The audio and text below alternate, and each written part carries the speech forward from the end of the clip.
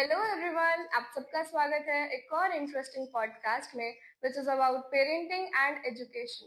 तो जैसा कि हम सब जानते हैं कि एक बच्चे की सक्सेस सिर्फ स्कूल से नहीं बल्कि घर से भी स्टार्ट होती है। तो आज हम इसी के बारे में बात करेंगे कि कैसे पेरेंट्स और टीचर्स मिलकर बनाते हैं एक बैलेंस्ड और हैप्पी लर्नर। मैं हूं अनन्या तिवारी और आज हमारे साथ हैं हमारे रिस्पेक्टेड प्रिंसिपल सर, जिनके विचार हमेशा से हमारे लिए इंस्पायरिंग रहे हैं। Thank you so much, sir, for joining us today. Most welcome, Vicky. Yes, shall we start? Please. So my first question is कि आपके नजरिए से पेरेंटिंग और एजुकेशन के बीच में क्या संबंध है, like how are they related? बेटा, आप सबने सुना होगा, हमने भी सुना होगा कि हमारे घर को हमारे जीवन की प्रथम पाठशाला कहा जाता है और माँ को बच्चे की सबसे पहली शिक्षिका कहा जाता है। तो जो बेसिक चीजें हम सीखते हैं, जो नॉर्मल एटिकेट्स हम सीखते हैं, तौर तरीके सीखते हैं, वो घर से ही सीखते हैं। इस तरह से देखें तो पेरेंट्स का रोल बहुत अहम हो जाता है। सो और आज के टाइम में टेक्नोलॉजी और बिजी लाइफस्टाइल के चलते पेरेंट्स के पास बच्चों के लिए समय बहुत कम होता जा रहा है। तो इस सिचुएशन को देखते हुए स्कूल्स और पेरेंट्स का रोल क्या होना चाहिए? बेटे, आपने सुना होगा excess of anything is not good.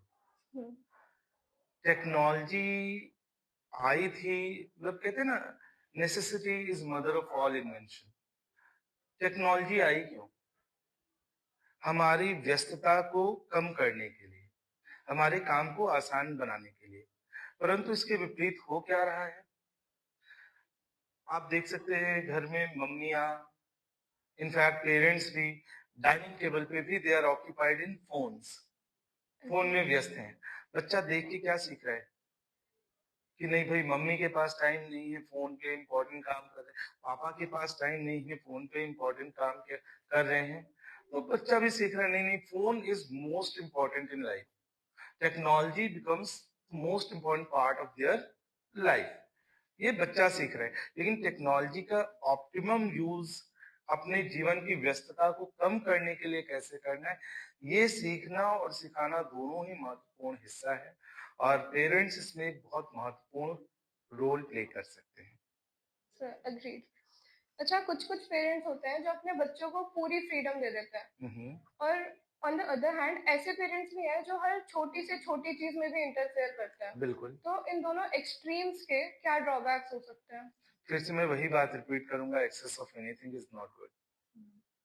Life में बैलेंस स्ट्राइक करना बहुत ज्यादा जरूरी है। हमें क्लोज वॉच रखनी है बच्चों पे, पर बच्चे को ये बात बिल्कुल भी नहीं लगना चाहिए कि नहीं, उनका पेरेंट्स उनके ऊपर नजर जमाए हुए हैं या उनको स्पाई कर रहे हैं। बल्कि बच्चे को ये एहसास हो कि हाँ, मेरे पीछे मेरे पेरेंट का सपोर्ट है। तो बच्चा एक्सपेरिमेंट करने से, सीखने से कभी नहीं डरेगा और गलतियां करने से नहीं डरेगा। एक गलती और गुनाह में अंतर है।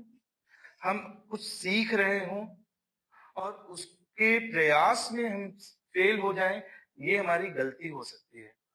पर हम हर गलतियों से सीख ना लेके उन गलतियों को लगातार रिपीट करते रहें और पेरेंट्स का हार्ड अर्न मनी उनको वेस्ट करते रहे, ये गुनाह है। इससे बचना चाहिए। और there are some non bothered parents जो बच्चे के एकेडमिक्स या बिहेवियर पर कभी उतना ध्यान ही नहीं देते। तो ऐसे पेरेंट्स के लिए आप क्या कहना चाहेंगे? इनको मैं नॉन बोदर्ड पेरेंट्स नहीं कहूंगा, बल्कि वो पेरेंट्स इतने व्यस्त हैं अपनी दिनचर्या में, अपने प्रोफेशन में, कि वो समय नहीं निकाल पा रहे हैं अपने बच्चों के लिए। तो ऐसे पेरेंट्स से मैं कहना चाहूंगा, भाई आप जो भी कर रहे हैं, जो भी कमाई कर रहे हैं, वो आखिरकार किसके लिए कर रहे हैं? बच्चों के लिए। तो बच्चों के साथ थोड़ा समय बिताना आपके लिए बहुत ही ज्यादा महत्वपूर्ण हो जाएगा। Otherwise your children are going to feel secluded और फिर वो they will resort to some other means जिनसे वो अपनी बात कह सकें, जहां पे वो अपनी बात रख सके, और ये आपके रिश्तों में एक दूरी ला देगा, जो कि दोनों के लिए ही, बच्चे के लिए भी और आपके लिए भी ठीक नहीं है। तो थोड़ा समय जरूर निकालिए और बच्चों के साथ बैठिए, उनके उनके दोस्त बनने का प्रयास करिए।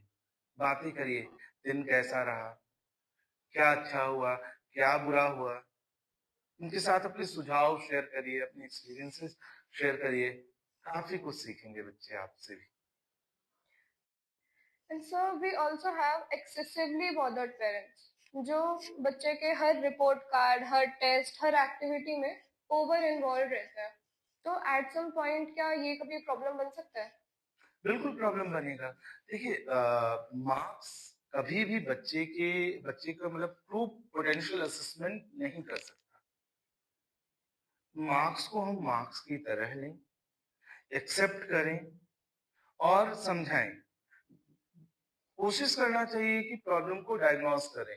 हो सकता है बच्चे का झुकाव, बच्चे का इंटरेस्ट उस जगह ना हो।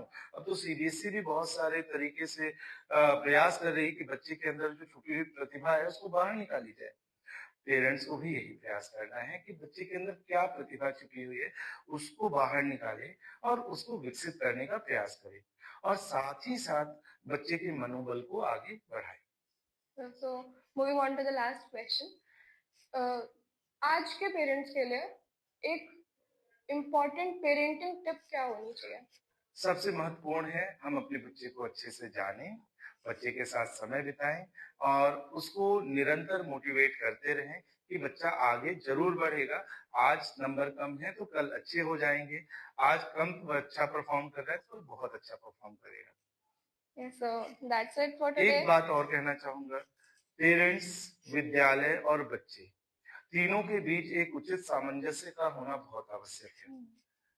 बच्चों की ही डेवलपमेंट में स्कूल का भी ग्रोथ है, पेरेंट्स का भी ग्रोथ है।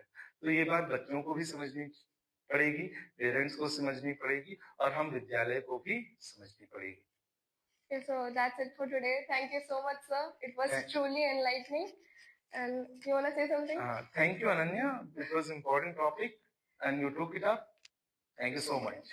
So हमारे व्यूअर्स के लिए बस मैं यही कहना चाहूंगी कि पेरेंटिंग और एजुकेशन दोनों ही एक सफर है, लाइक इट्स अ जर्नी, जहाँ पेरेंट्स और टीचर्स मिलकर एक बच्चे का फ्यूचर बनाते हैं। तो अपने बच्चे पे ध्यान दीजिए, उसको ट्रस्ट कीजिए उस पर, एंड उनको थोड़ा समय भी दीजिए। तो आज के लिए बस इतना ही। आई अनन्या तिवारी साइनिंग ऑफ।